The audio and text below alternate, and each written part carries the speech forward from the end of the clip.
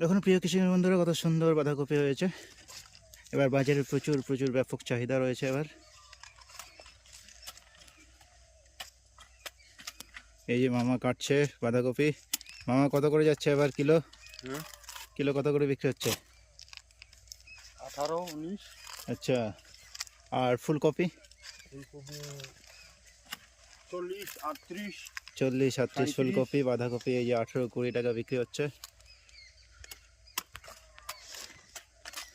বাঁধাকপির সাইজগুলো অনেকটা বড় হয়েছে। মামা কত কিলো হবে একটাই?